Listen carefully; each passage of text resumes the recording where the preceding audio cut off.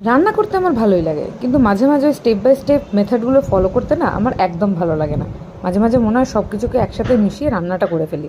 আমার মাকে দেখতাম সব কিছু একসাথে মিশিয়ে চটজলদি রান্না করে ফেলছে, আর সেটার টেস্ট আহা কি দারুণ।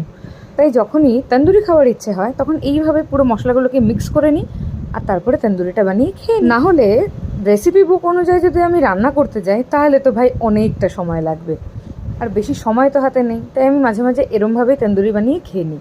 আপনারা চাইলে আপনারাও কিন্তু এই 5 মিনিটসে কুইক রেসিপিটা ট্রাই করতে পারেন। দাঁড়ান দাঁড়ান বলে দিচ্ছি কি করেছি। তাহলে বলুন।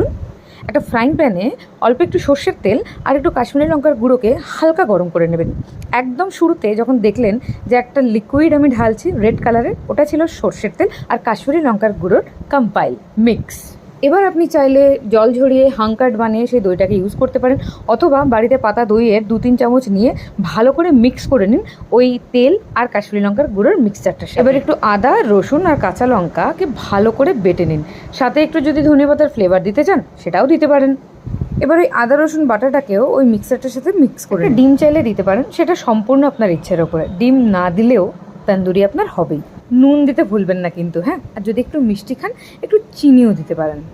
এবার পমফ্রেটগুলোর পিঠগুলোকে হালকা হালকা চিড়ে দিন, নাহলে মশলাগুলো ঢুকবে না আর টেস্টটা সেরকমভাবে পাবেন না। ব্যাস অলমোস্ট ডান। এবারে মাছগুলোকে ভালো করে মশলাটা দিয়ে মাখিয়ে নিন। ভালো করে মাখাবেন যাতে প্রত্যেকটা পার্টে মশলাটা যায়।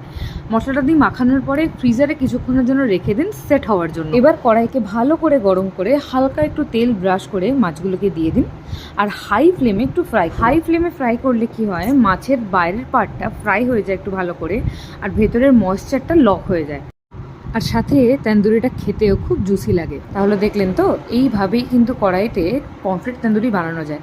আপনারাও ট্রাই করে দেখুন আর আমাকে অবশ্যই জানাবেন কেমন লাগলো। আর প্রয়োজনের সময় যখন ট্রাইপডটা হাতের কাছে পাবেন না, তখন আমার মতো এরকম জোগাড় চালিয়ে ভিডিওগুলো করবেন, এতে দ্বিধাবোধ করবেন না। দেখা হচ্ছে নেক্সট ভিডিওতে। টিল দেন টাটা, ভালো থাকবেন।